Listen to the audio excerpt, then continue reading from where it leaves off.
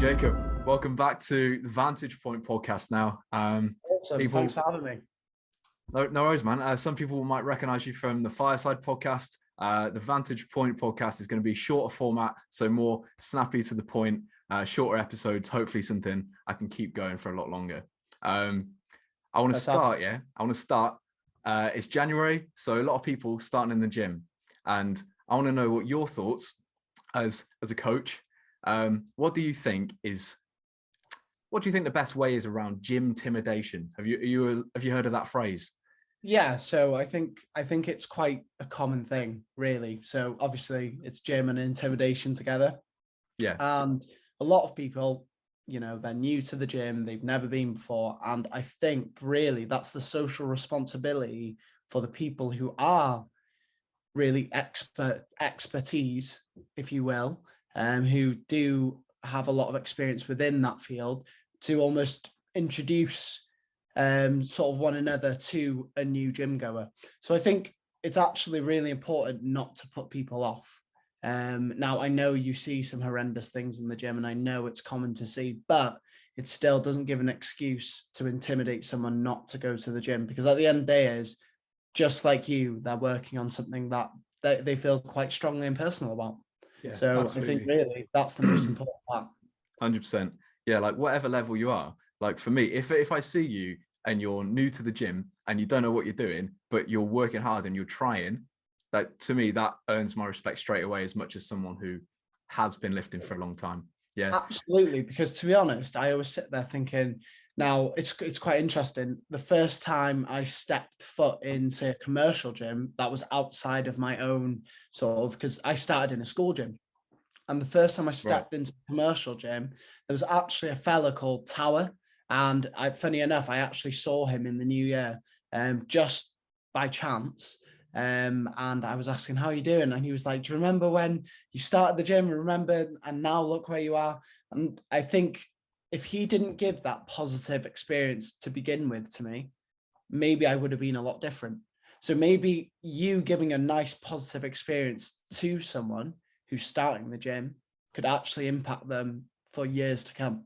So you think it's on the shoulders of the people who are already gym members to make those new members feel welcome when they go to a new gym? Most definitely, because I mean, let's be honest now, is they won't get much the comfort from online things. There's not really going to be much information about how to make people feel comfortable.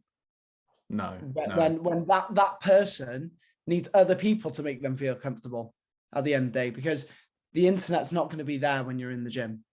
So you need it to be more inclusive with the actual members within that gym specifically. So yeah. So as someone who goes to the gym quite a lot, would you say there's anything to be scared of? To be honest, I would actually say you might look at another, but I promise you this now, there's nothing to be scared of, absolutely nothing to be scared of. And if you don't know something, just ask. Yeah, just go up okay, to someone. Go up to someone, especially if they're experienced, and 99% of the time they will be like, no worries, like I'll give you a hand. And also, actually, this is something I want to mention. Keep your weights. No matter who you are in the gym, keep your weights. That is my pet peeve. Keep your weights. I don't care who you are. Yeah, absolutely. So you're an Olympic weightlifting coach, right? So yes. If someone, say, starting the gym is looking to eventually get into Olympic weightlifting, what would you say are the best exercises for them to focus on to develop like the skills they would need to transition into Olympic lifting specifically? So funny enough, when I started weightlifting, I came from doing more bodybuilding and powerlifting movements. Now I was very tight. In my shoulders and my back, in my hips. So areas that are really important to be mobile in, especially for weightlifting. Now, how I went about it was I did specific PNF stretching, which is assisted stretching essentially. So you can use another person to help you with going through ranges of movements. And there's loads of variations of it, loads of ways you can do it. So mainly you might not always have someone there, but it's going to be quite important to be mobile. So I actually do recommend more than anything to stretch. And then the exercises specifically, I'd suggest things like box jumps, slam balls. So these are all plyometric power movements. Squats is a very good one. Strict presses. So really power movements. And there's also a correlation as well where, so a lot of people call it power. To be honest, if you want to be technical about it, I actually think powerlifting should actually be weightlifting essentially. So weightlifting should be called powerlifting. The reason being is because power is actually more towards weightlifting. So like explosive power sort of thing. Exactly. Yeah. So that's really the movements I'd suggest doing. And like I said, mobility movements and any overhead pressing, things like that.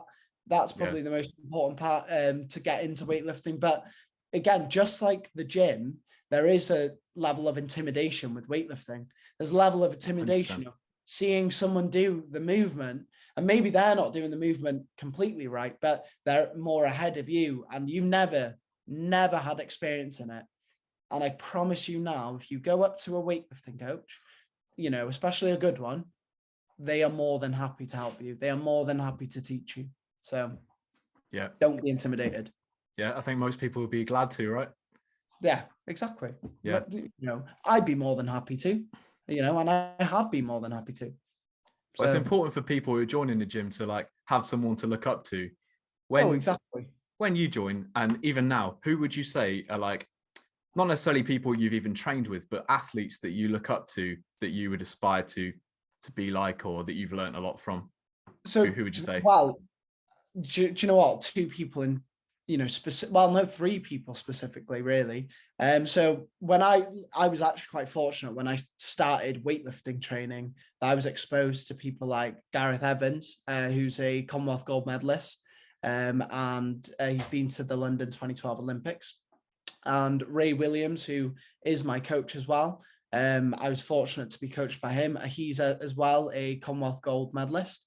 And as well, Hannah Powell, she was another one that I was doing a bit of training with. So we'd essentially do a bit of sessions together, not the same sessions, but it's because we both were coached by Ray. So it was quite nice to have another person to train with, as I used to train with Gaz as well. And I think those people in particular, because they were so good at weightlifting, they were so good as well at pointing out errors and how to improve. You need someone critical in your corner.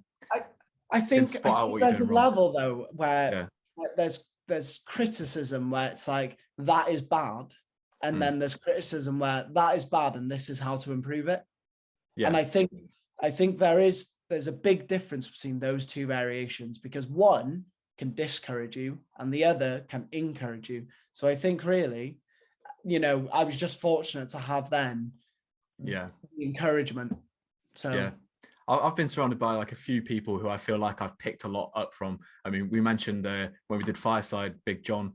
You know, Big John, powerlifting moves. And just a few people I've worked with in the past who show me different tips and tricks, but I picked a lot up as well from like social media. Who do you reckon's the best people to follow? If you had to say like 2 or 3 accounts that people should follow that have like good, solid information on social media, because there's so much rubbish. It's hard for a new person to find someone to trust. Is that weightlifting? Olympic weightlifting still, yeah. Well, do you know what? I think or who you've learned a lot from. So my coach, actually, he's starting and if anyone's interested in weightlifting, or not just weightlifting, just general fitness as well, or even army fitness, anything like group fitness weekends, anything along those lines. My coach actually now has started his own business, which is Double G Fitness. So he would be one I definitely recommend getting in touch with, and you can book meetings with him. So I'd recommend him. That's one. Another one would be Gareth Evans. And another one would be, to be honest, Emily Campbell would be one as well. It's just, particularly these aren't people that may put up information about things. However, these are people who would give you information if you need People it. who know their stuff. Yeah, they know. Yeah. And I think really is maybe in particular, if you want accounts that put 100% truth into things, it's hard to find that, and it's hard to get that sort of accuracy. Honesty.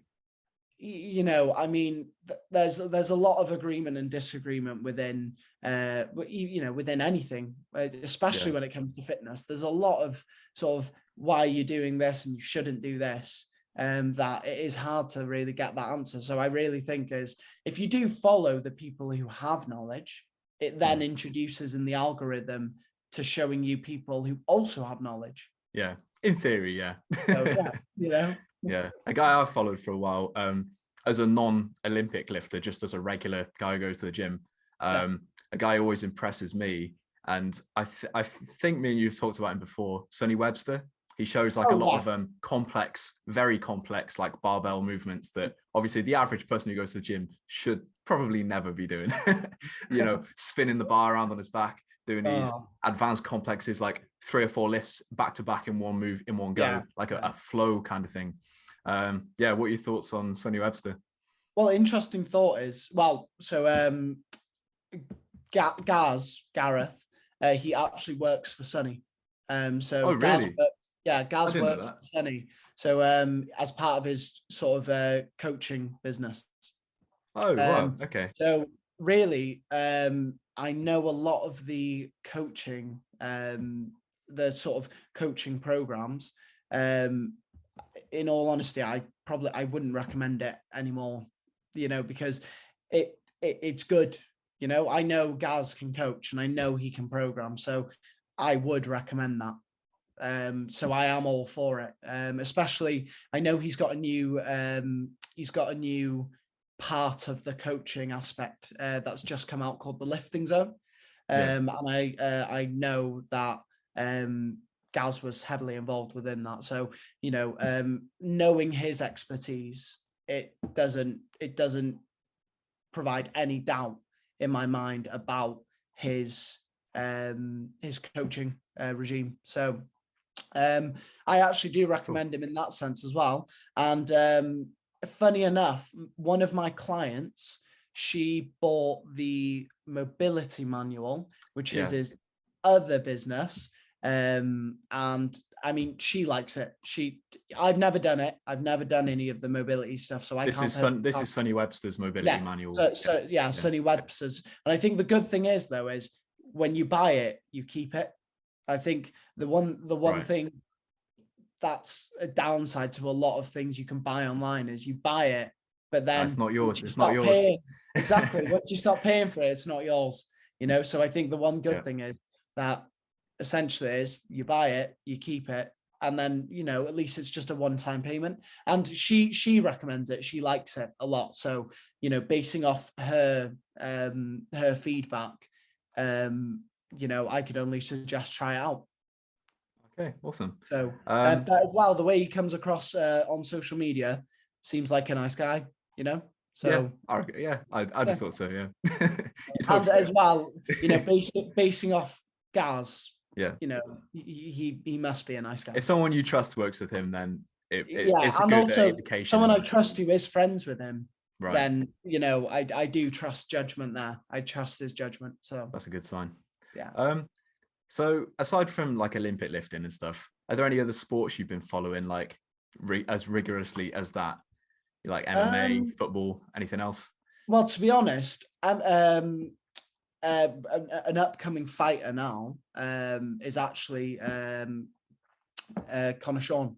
He's from Holyhead and he's actually received a lot of success. He lives in Liverpool, he does. And fair play, he went from a young age, moved to Liverpool, got a job in Liverpool, lives in the gym, trains in the gym, trains very hard. I mean, that's a lot of commitment for a young lad to do. But how old is he? He's 18 now. He's 18, I think he is. Fair play. And in all honesty, all the respect to him. And I really want to see more from him. So that's actually someone I've been following, his success story there. I'm thinking, what else really? I mean, Do you think MMA is a good sport to be in for if you do want to focus on things like your explosive power and mobility? Well, do you know what? Funny enough, I always think is weightlifting should be an accessory for all those movements to focus on the power side of things. Now, Right.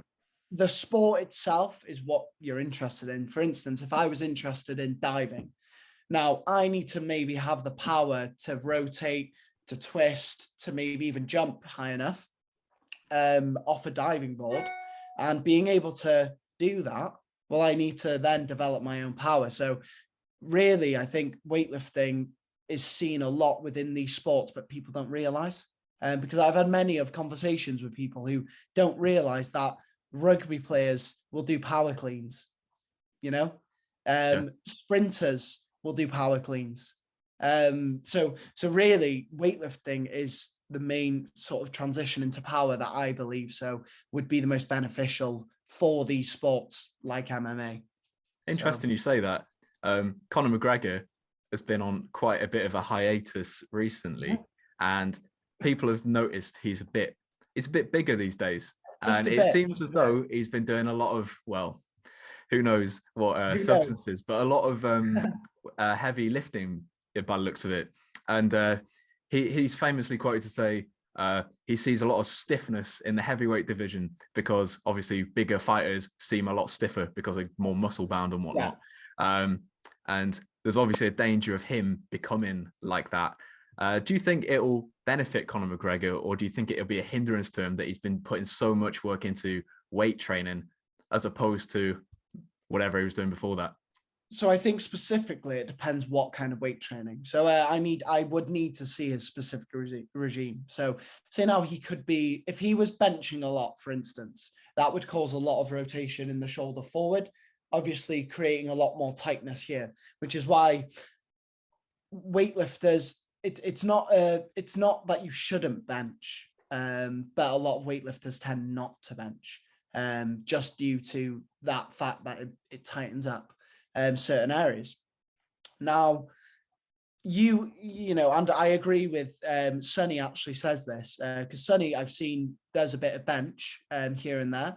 I'm not sure if you've seen on his story, but you know, very rarely he benches. I think, don't quote me on this, but I think he said once every 2 weeks or so that he benches, which isn't very often, and it might be just something that he enjoys doing. Now, really, those weighted exercises are good. Same thing for cleans, same thing for snatches, and so on and so on. But that saying, you still need to be doing your mobility work. You still need to be stretching. So yes, it's good to do all of these sort of weighted exercise, power exercises, but you do need to do your mobility work. And I think it's a very common thing to ignore it.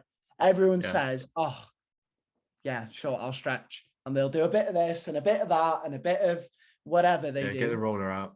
And then that's it. There's no substance to stretching. And it's quite funny. I was having a conversation the other day with someone, and he actually tore his ACL. And he was telling me that he now has enjoyed stretching. He enjoys stretching. So it's actually become an enjoyment when before it was just, oh, let's do a quick stretch. So I think people need to now start enjoying doing that, because I enjoy stretching now. I enjoy it. How do you start enjoying stretching? I'm not going to lie, that's something I really don't enjoy doing. How do you enjoy stretching? Well, I think now is, tell me, you know, I could flip the question on its head and say, how do you enjoy the gym when you might not get results instantly?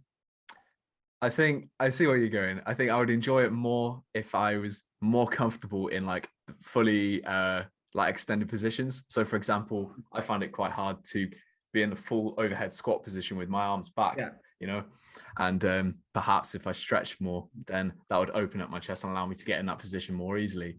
And that's what I'm saying though, is it's the same. I would get the enjoyment there, I guess. Yeah. Yeah. So it's understanding. And I think people just don't correlate it the same way and say, you know, it's hard now, but give it time. And, you know, it doesn't mean just stretch once a week. You need to do it consistently. Set yourself goals with it, yeah. Set yourself goals. exactly. One thing that was very addictive to me when I was doing those PNF stretches were, wow, how far I could get. So I did it as a quantitative result. So essentially I was like, I can get this many centimeters now. And then a week after I got so many more centimeters. So I was pushing myself further because I had a quantitative goal. And in all honesty, one thing I can tell people is the feeling of being more mobile is a lot more relief, especially as you do a bit more in the gym or outdoors, anything you do, it is a lot more relief than being tight. It's so much more relief. So yeah, I feel better just training through. I try and train through a full range of motion wherever I can.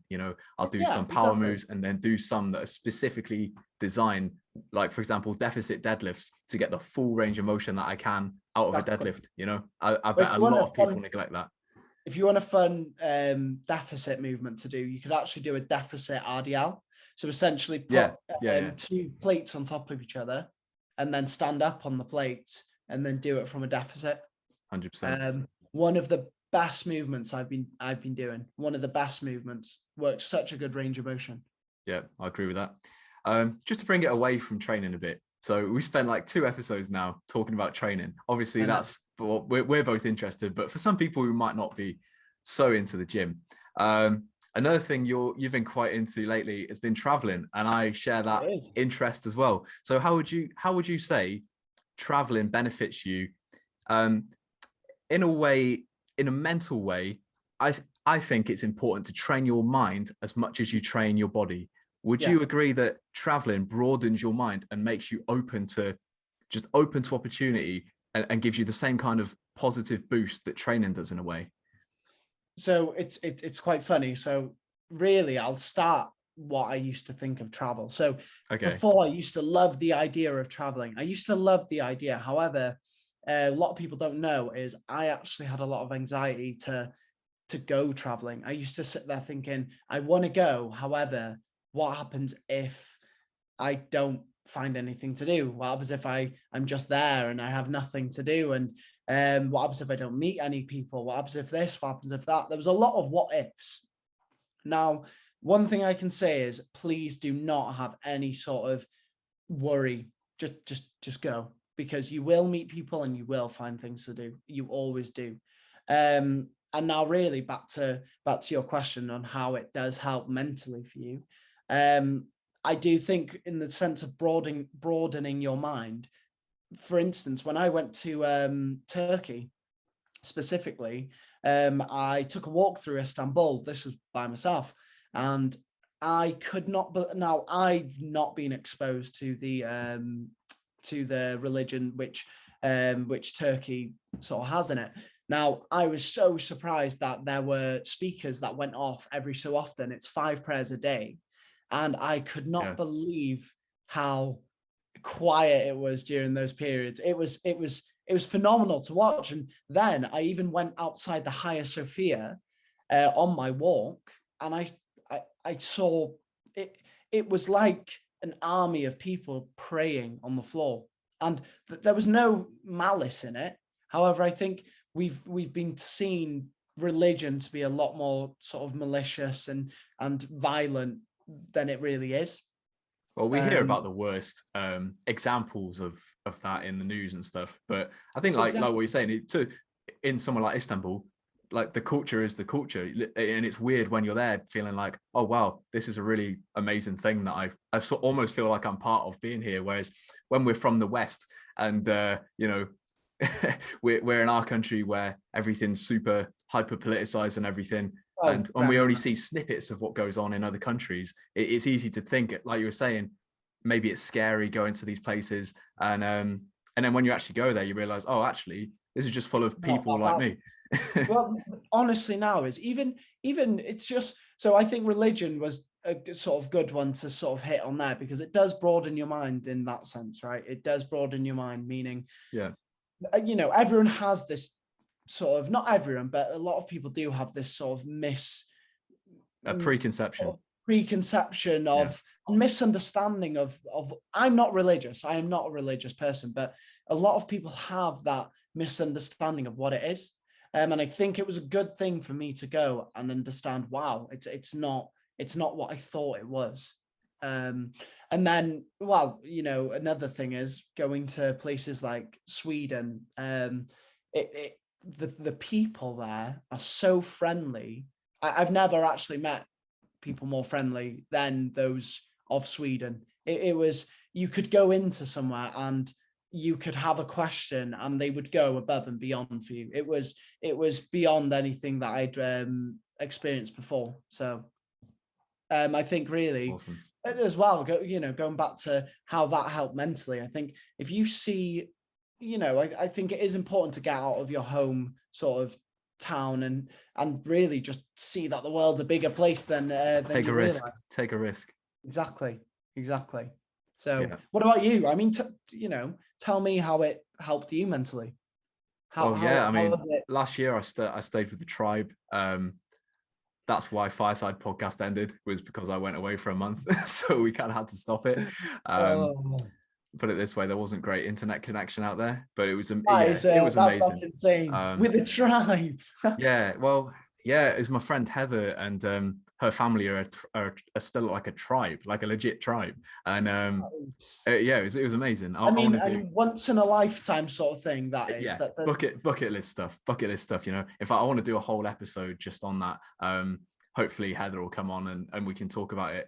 I mean, you don't hear people just randomly going on holiday to a tribe. No, well, it's the sort of thing you can't book. It's just, you can't book it in a travel agent. It's a proper authentic experience. And I think whenever you can going to TUI agent and saying, all right, I want to go on a holiday to a tribe today, you know. Yeah, it's not going to happen, is it?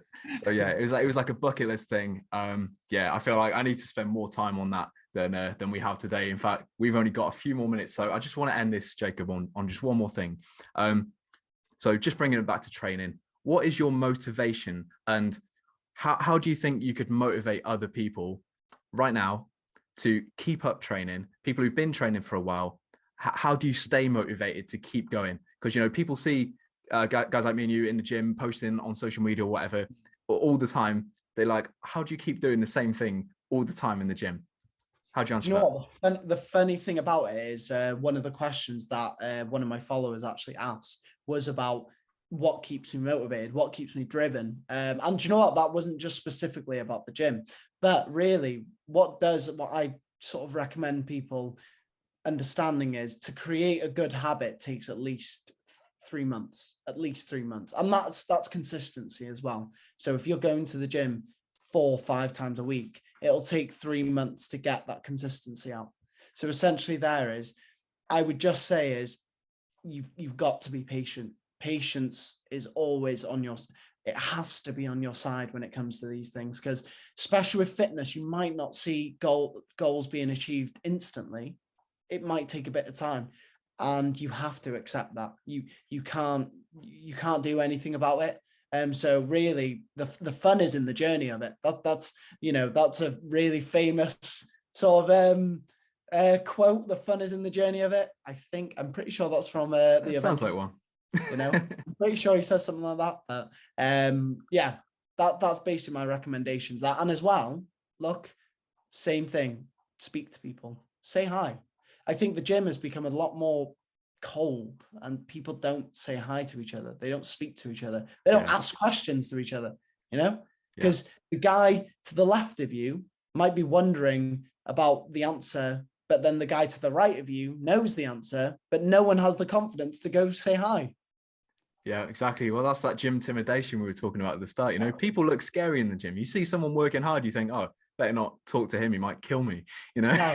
But at the end of the day, smile a bit then. usually the biggest people are the friendliest ones. Yeah. I find. 100%. You know? Oh my, that is, and the strongest people tend to be one of the most friendly. Like, they're not hostile. They are not hostile whatsoever. They're brilliant people, and they've got so much knowledge. So in all honesty, do not be afraid of that guy. Don't be afraid of that guy, you know, because I mean, we might be that guy to someone else. Me and you might be that guy to someone else. So really, my question to pose is, would you say hi to us? You know? Hopefully they would now after hearing us chat for half an hour. But yeah, like, I don't know. I think the nicest people I've met are the people who are training, because they're the most satisfied with their lives. They've got that outlet to release all the negative emotions they have on, you know, challenging themselves, challenging their body every day. And it's like, when you face adversity like that, you know, whether you're going traveling and you're putting yourself at risk in certain situations, or whether you're in the gym, taking risk in the gym, challenge yourself to get a new PB, that you're releasing all that negative energy there. So then the rest of the time you feel so much more confident and complacent, and not complacent, but just at peace with yourself. So you don't come across, you don't have to go around starting fights with people, because you're satisfied in what you do. Would you agree with that? It's more having that sort of, like you said, that inner peace, and really it's you're using that energy to achieve more than just going out, starting fights, going out and wanting to hit someone, you know? Because in all honesty, you kind of realize that it's not the same as when you were a teenager. It's not like fight.